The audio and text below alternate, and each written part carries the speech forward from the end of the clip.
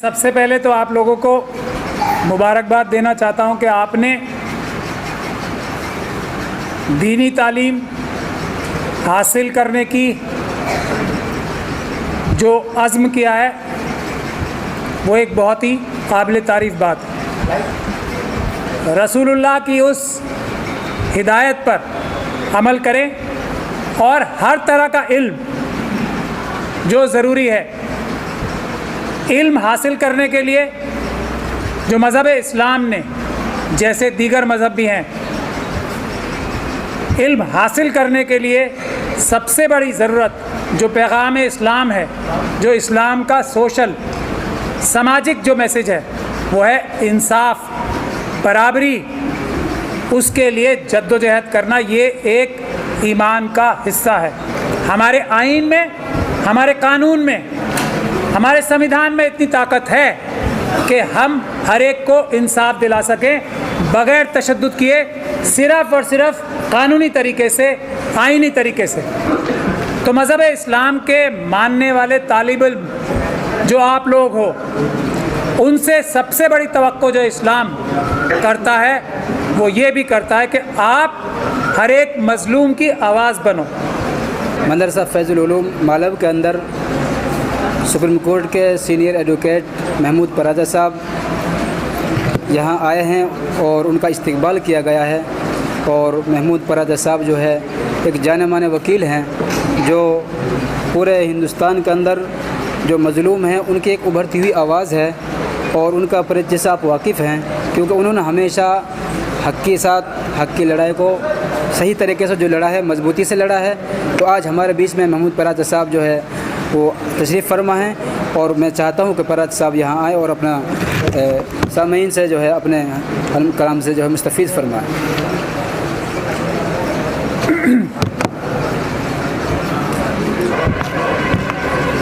आऊज़ु बिल्लाहि मिनश शैतानिर रजीम, बिस्मिल्लाहिर रहमानिर रहीम। मदरसा फैज़ुल उलूम मालव गांव के इमाम साहब रमज़ान साहब और इस ऐतिहासिक गांव के इस मदरसे के सभी तालिब इल्म को मेरा अस्सलामु अलैकुम व रहमतुल्लाहि व बरकातुहू।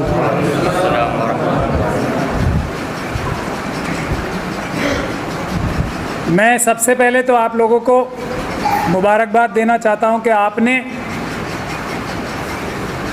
दीनी तालीम हासिल करने की जो अज़्म किया है वो एक बहुत ही काबिल तारीफ़ बात है। मोहम्मद रसूलुल्लाह सल्लल्लाहु अलैहि वसल्लम ने तालीम के लिए, इल्म हासिल करने के लिए चीन तक जाने को कहा था, ये हुक्म फरमाया था। इल्म और तालीम का ये अहमियत रसूल पाक ने हम सब लोगों की ज़िम्मेदारी लगाई है। सबसे पहले तो मैं आप लोगों से यही गुजारिश करूँगा कि आप रसूलुल्लाह की उस हिदायत पर अमल करें और हर तरह का इल्म जो ज़रूरी है, इल्म हासिल करने के लिए जो मज़हब इस्लाम ने, जैसे दीगर मज़हब भी हैं,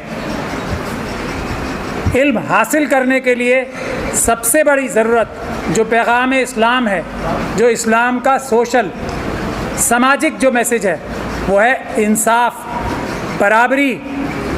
उसके लिए जद्दोजहद करना ये एक ईमान का हिस्सा है। मौलवी साहब मेरे बराबर में खड़े हैं, अगर मैं कोई बात गलत कहूँ तो उसे दुरुस्त कर सकते हैं। सही है। ला इलाहा इल्लल्लाह मुहम्मदुर रसूलुल्लाह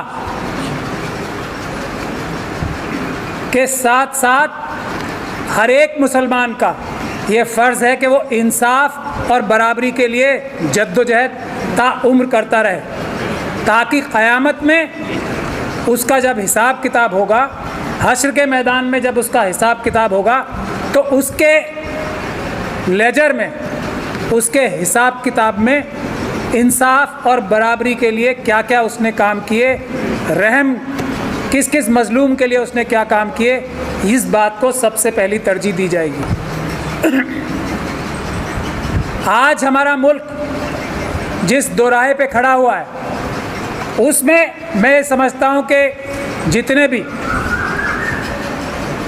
मजलूमीन हैं, मजलूम तबकात हैं, जिसमें schedule caste, schedule tribe, OBC भाई हमारे, और अक़लियतें मुस्लिम, सिख, क्रिश्चियन, बौद्ध, पारसी, और इसके अलावा जो ख़वातीन हैं, ये सब मजलूमीन हैं और ये हमारे मुल्क का 92.5% हिस्सा हैं। इन सभी लोगों के साथ आज ज़्यादती हो रही। तो मज़हब इस्लाम के मानने वाले तालिब इल्म जो आप लोग हो, उनसे सबसे बड़ी तवक्को जो इस्लाम करता है वो ये भी करता है कि आप हर एक मजलूम की आवाज़ बनो और मजलूमों को एक साथ करने में आप लोगों की भी हिस्सेदारी होनी चाहिए। आज हमारा मुल्क भी जो कमज़ोर हो रहा है, उसकी सबसे बड़ी वजह यह है कि कुछ ताकतें, हम जो मजलूम हैं, schedule caste, schedule tribe, OBC जो बैकवर्ड क्लासेस कही जाती है, जिनको पिछड़ा वर्ग कहा जाता है, और जो अक़लियतें हैं, उनको आपस में लड़ाया जा रहा है। तो हमें, आप तालिब इल्म हो, आपकी ज़िम्मेदारी है कि schedule caste, schedule tribe, OBC जो पिछड़े वर्ग हैं, और दूसरी अक़लियतों में आप मोहब्बत पैदा करो, उनके साथ मिलके अपने घर परिवार की भी तरक्की, फलाह, बहबूद के लिए काम करो और सभी मजलूमों के लिए काम करो। यही इस्लाम का असली मैसेज होगा जो आप लोगों को दुनिया में फैलाना है। आज़्म की ज़रूरत है इसमें, बर्दाश्त की ज़रूरत है इसमें, और बहुत सारी चीज़ें जो साजिशन होती हैं उसको नज़रअंदाज करने की भी ज़रूरत है। मैं आप लोगों से भी ये गुजारिश करूँगा, आज जो माहौल हमारे मुल्क में चल रहा है, आप लोगों की भी ज़रूरत है कि हम लोग पीसफुल प्रोटेस्ट करें। बाबा साहब डॉक्टर भीमराव अंबेडकर के बारे में आप लोग सब जानते होंगे। उन्होंने हमारे मुल्क को एक ऐसा निज़ाम दिया है, एक ऐसा संविधान दिया है, एक ऐसा आइन दिया है जिसकी बदौलत हमारे मुल्क में सब आज़ाद हैं। हर एक मज़हब के मानने वाला इस बात के लिए आज़ाद है कि वो अपने मज़हब को अपने तरीके से अमल करे, बग़ैर किसी को तकलीफ़ पहुंचाए। एक बात मैं तालिब इल्म से ये ज़रूर करना चाहता हूँ जो बहुत ही ज़रूरी है, इश्तियाल, हिंसा, तशद्दुद हमारे मुल्क में, बहुत सारे लोग कहते हैं कि आज़ादी से पहले भी तो तशद्दुद किया था हमारे स्वतंत्रता सेनानियों ने, आज़ादी की लड़ाई लड़ने वालों ने, वो एक अलग दौर था। आज के दौर में जब बाबा साहब डॉक्टर भीमराव अंबेडकर ने मुल्क को एक जमहूरियत बनवाया, हमारे देश में आइन, कानून, संविधान आ गया, कॉन्स्टिट्यूशन आ गया, तो अब हिंसा की, तशद्दुद की कोई गुंजाइश नहीं रह गई। हालांकि आज हमारे जितनी भी तंजीमें हैं, मुल्क की जितने भी इदारे हैं, उनको कमज़ोर किया जा रहा है, लेकिन बावजूद उसके हमारे आइन में, हमारे कानून में, हमारे संविधान में इतनी ताकत है कि हम हर एक को इंसाफ दिला सकें बग़ैर तशद्दुद किए, सिर्फ़ और सिर्फ कानूनी तरीके से, आइनी तरीके से। चाहे कुछ भी हो जाए, हमें हिंसा से बचना है। हिंसा हम लोग करते भी नहीं हैं, लेकिन जो तशद्दुद करते हैं लोग, वो लोग उन ताकतों के बहकावे में आके करते हैं या उन ताकतों के एजेंट होते हैं जो भी कहीं भी हिंसा करते हैं। आपने देखा कि इस मेवात के ऊपर इतना बड़ा हमला हुआ एक तरह से, किस लिए? मेवात को बदनाम करने के लिए, क्योंकि मेवात वो जगह है, यहाँ के लोग वो बहादुर मुल्क के बाशिंदे हैं जो पूरे मुल्क की हिफाजत करने के लिए सबसे आगे खड़े होंगे। तो मेवात को बदनाम करने की मुल्क दुश्मन जो ताकतें हैं, उन्होंने आज जो दो नौजवान आपके सामने खड़े हैं, ये उसी साजिश का एक हिस्सा थे कि इनका अपना कोई गुनाह नहीं था, कोई कसूर नहीं था, अदालत ने ये कह भी दिया, लेकिन साजिश ये थी कि पूरे मेवात को बदनाम किया जा सके। तो आप तालिब उलमों से मेरी ये भी गुजारिश है कि अपनी जो आपका माजी है और जो आपका आज है, आप लोग बहुत अहम शहरी हो हमारे मुल्क के, हमारे मुल्क की हिफाजत करने के लिए, हमारे मुल्क को तरक्की के रास्ते पे डालने के लिए, हमारे मुल्क को एक जहद रखने के लिए, इकट्ठा रखने के लिए और इसको ताकतवर बनाने के लिए मेवात के लोगों की बहुत बड़ी जिम्मेदारी।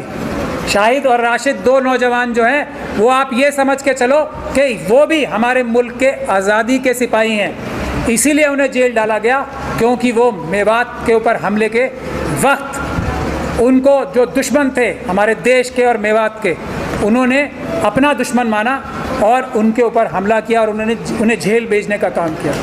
उनका कोई गुनाह नहीं था, ये अदालत ने अब साबित कर दिया। अदालत तो मैं आप लोगों से यही गुजारिश करूँगा कि अपने मुल्क को बचाने के लिए आप लोग अपना टाइम सर्व करो। SC ST OBC और माइनॉरिटीज़ जितनी भी हैं, अक़लियत हैं, उसमें आपस में एक जहती क़ायम करो।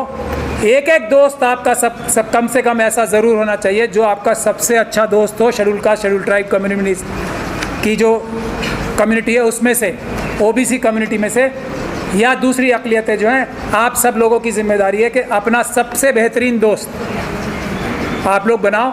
तो किसी शेड्यूल कास्ट शेड्यूल ट्राइब या सिख क्रिश्चियन बौद्ध या OBC में से बनाओ। इन्हीं लफ्ज़ों के साथ मैं आप लोगों से इजाज़त लेता हूँ।